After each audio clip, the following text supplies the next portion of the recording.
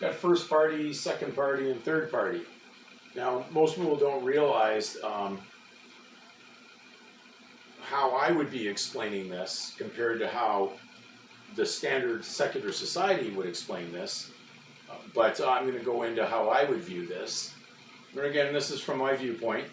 The first party would be the given name, the God-given name under the supremacy of God that was gifted you. That's the first party. Then all of a sudden we get to the second party. That's the state, the last name, the legal side. Now once you've merged those or try to put those two things together, you're into a problem there because you're going to end up in the third party, which is for the insane people who don't know the difference between the first party and the second party and those two separate arrangements of authority. Because you end up insane, they have to ensure your behavior because that's what insanity is.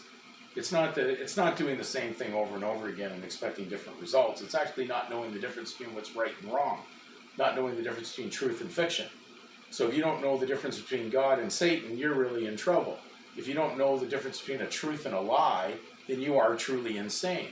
So the first party and the second party are involved between what is right and what is wrong, what is a truth from God, and what is a lie from Satan.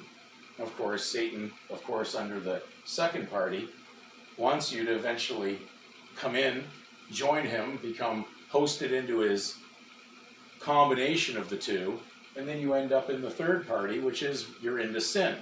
And that's why, at least in Canada, we're upfront about it when we call it the SIN program, which was originally the actual Social Security program when you look back in the historical record of what it was called. So the Social Security was actually the social insurance, at least known by the term social insurance before it became Social Security.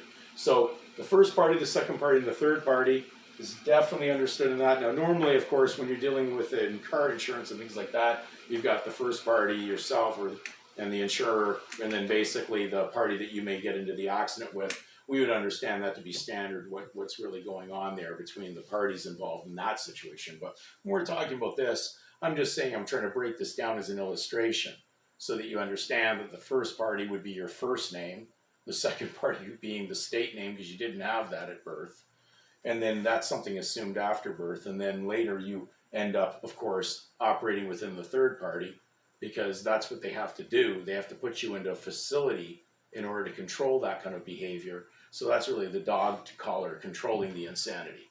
So hopefully you've gathered that, but not complicated to understand, but we just thought we'd share that as an illustration for this video.